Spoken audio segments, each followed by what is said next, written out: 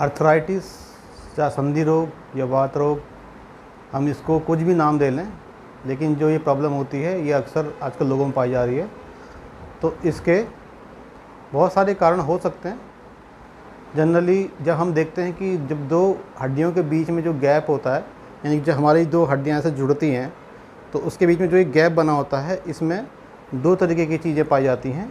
एक होता है कार्टिलेज और दूसरा होता है साइनोवियल फ्लूइड। जब ये दोनों चीज़ें कम हो जाती हैं या रगड़ खाने से या घिसने से या थोड़ा टेढ़ापन आने से, तो उस जगह पे व्यक्ति को बहुत तीखा दर्द होता है, सुन्नपन होता है, लालिमा आती है, अकड़न होती है, जकड़न भी हो सकती है, लालिमा भी हो सकती है, सूजन भी आ सकती है, कुछ भी हो सकता है। तो इसको हम अर्थराइटिस कहते हैं, और मॉडर्न लैंग्वेज जो हमारी मेडिकल साइंस के हिसाब से चलती है उसको हम बोलते हैं ऑस्टियोआर्थराइटिस। ऑस्टियोआर्थराइटिस ये जनरली व्यक्ति ज़्यादातर, हमारा जो नेचर होता है उसका खान पीन का भी एक कारण है, लेकिन और भी कई कारण हैं। वैसे तो 100 से ज़्यादा किस्म के अर्थराइटिस होते हैं, जिनमें जो मुख्य होते हैं वो होता है पहला रूमेटॉइड अर्थराइटिस और ऑस्टियोआर्थराइटिस। ये दो किस्म के अर्थराइटिस जनरली लोगों में बहुत ज़्यादा देखने को मिलते हैं कॉमनली, यानी कि आप समझ सकते हैं इसकी 100 में से 20% लोगों को आराम से ये आप अपने आसपास में आपको मिल जाएगा। और ज़्यादातर कुछ जगह ऐसी भी हैं जहाँ के 50 से 60% भी ऐसे लोग पाए जाते हैं जिनको ऑस्टियोआर्थराइटिस या रूमेटॉइड अर्थराइटिस पाया जाता है। हो सकता है उनके खान पान का अंतर हो। तो ऐसे लोगों को जो भी है दर्द से मुक्ति पाने के लिए कुछ चीज़ों में सावधानी बरतनी है। एक तो खट्टी चीज़ें ना खाएं, दूसरा बादी की चीज़ें ना खाएं। खट्टी चीज़ें दर्द बढ़ाती हैं और बादी की चीज़ें आपके पेट में गैस बनाती हैं, जिससे भी दर्द और बढ़ जाता है। लोगों में फैमिली की अगर पहले से समस्या आ रही है अर्थराइटिस की, तो वो भी एक दिक्कत है। वज़न ज़्यादा है आपका, तब भी आपको दिक्कत है। आपको पहले से इम्यूनिटी कम है तो भी आपको प्रॉब्लम हो सकती है। आपको किडनी की प्रॉब्लम है तो भी आपको प्रॉब्लम हो सकती है। या आपको थोड़ा बहुत हल्का बहुत फीवर रहता है, यानी कि रूमेटिक फीवर रहता है, तो भी आपको अर्थराइटिस की प्रॉब्लम हो सकती है। और ज़्यादातर ये अर्थराइटिस या ऑस्टियोआर्थराइटिस जिसको हम बोल देते हैं, ये पुरुषों की अपेक्षा महिलाओं में ज़्यादा होती है। उसका पीछे का कारण ये होता है कि महिलाओं में शुरुआत से लेकर लास्ट तक बहुत ज़्यादा हार्मोनल चेंजेस होते हैं, हार्मोनल में बदलाव होते हैं, बदलाव होते रहते हैं, इसलिए भी उनको अर्थराइटिस की समस्या ज़्यादा होती है। दूसरा उनका कारण होता है कि डीजनरेशन, महिलाओं में डीजनरेशन की समस्या बहुत जल्दी शुरू हो जाती है।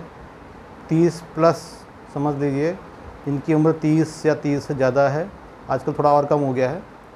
तो नॉर्मली जो हम देखते हैं कि 30 प्लस वालों जो भी महिलाएं हैं उनको अर्थराइटिस की समस्या ज़्यादा होती है, क्योंकि डीजनरेशन शुरू हो जाता है, यानी कि कैल्शियम बनना कम और घटना शुरू होता है। डीजनरेशन हम इसी को बोलते हैं, जब हमारी बॉडी में कोई चीज़ बढ़ने की अपेक्षा घटने शुरू ज़्यादा हो जाए। इसको आप सीधी भाषा में समझेंगे तो इसको आप समझ लीजिए कि आपकी इनकम के बजाय एक्सपेंडिचर ज़्यादा हो रहे हैं। ऐसा नहीं कि इनकम नहीं हो रही है, इनकम भी बहुत हो रही है, लेकिन एक्सपेंडिचर उसकी अपेक्षा कुछ ज़्यादा हो रहे हैं, तो इसको हम डीजनरेशन कह सकते हैं। तो अब मैं आपको कुछ घरेलू उपाय बताऊंगा जिसके माध्यम से आप जान सकेंगे कि आपको किन किन चीज़ों का सेवन करना है अर्थराइटिस के लिए। तो सबसे पहले हम देखेंगे, तो इसमें सबसे पहले अरंडी का तेल होता है। अरंडी के तेल की मालिश करें, सरसों के तेल की मालिश करें, जैतून के तेल की मालिश करें। आपके घर में अदरक होगा, अदरक सूखा कूटा हुआ, उसको आप पानी में भिगा लें या उसकी चाय बना लें, उसको पिएं। 3 बादाम 2 अखरोट डेली एज ए टैबलेट आप उसको यूज़ कर सकते हैं, घर में भी कर सकते हैं। और ये चीज़ें तभी कामयाब हैं जो हम बता रहे हैं आपको, जब आपका डाइजेशन थोड़ा सा ठीक हो।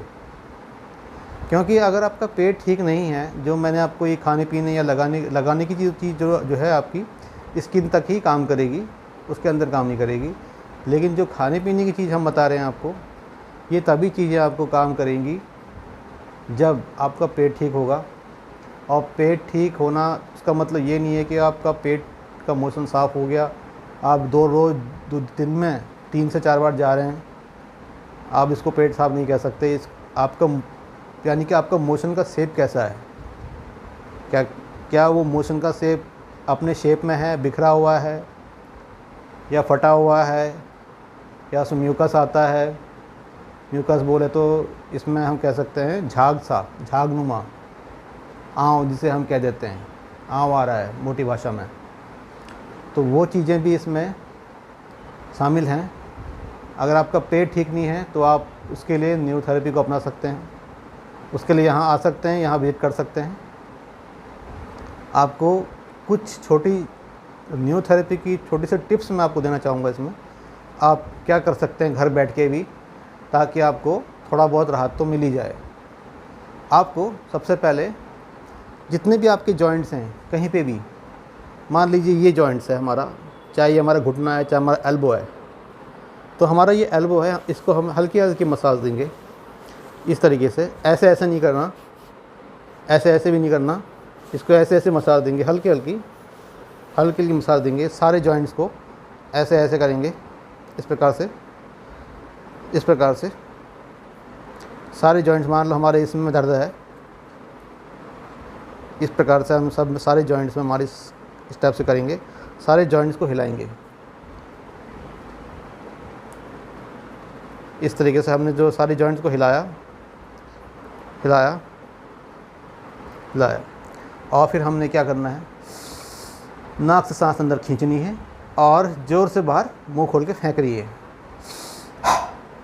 इस तरीके से जब हम इस तरीके से हम 10 बार करेंगे और 1 मिनट का गैप देंगे, फिर से हमने सारे जॉइंट्स की फिर से वही चीज़ें करनी हैं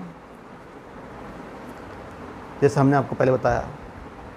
फिर से 1 मिनट के बाद फिर से हमने 10 बार नाक से सांस खींचनी है और मुंह से छोड़ना है, नाक से सांस खींचनी है, मुंह से छोड़ना है। इस तरीके से फिर से 10 बार किया और हर बार कम से कम 100 से 150 बार ऐसा करना है, 1-1 मिनट के गैप में, यानी कि 1 मिनट का गैप देंगे और 10 मिनट आप ये सब करेंगे, 10 बार ऐसा करेंगे।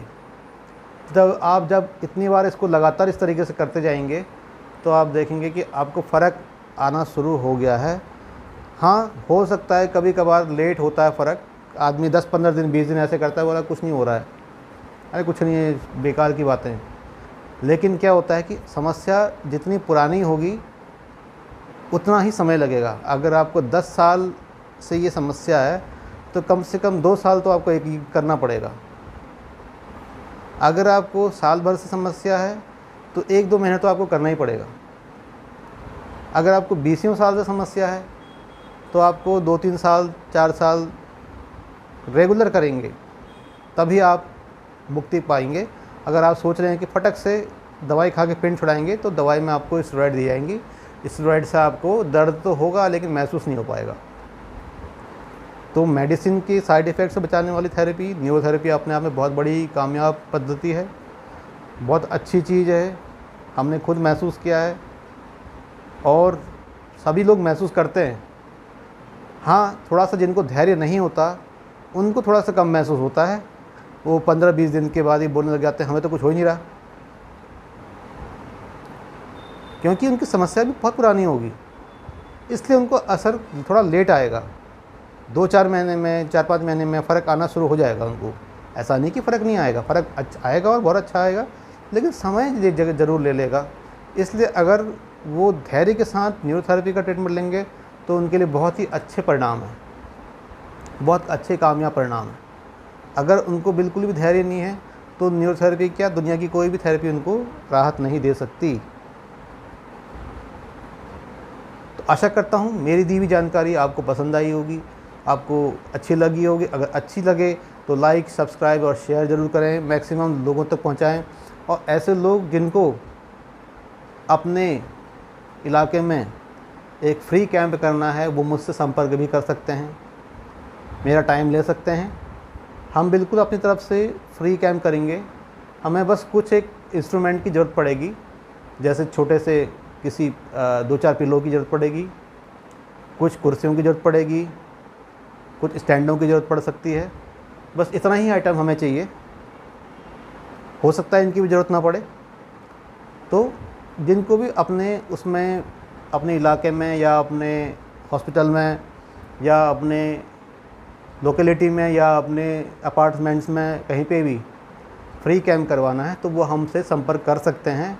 और जिनको लंबे समय से बीमारी है वो न्यूरोथेरेपी के लिए हमारे सेंटर पे आ सकते हैं और न्यूरोथेरेपी का ट्रीटमेंट पा सकते हैं। तो अभी के लिए इतना ही। धन्यवाद, नमस्कार।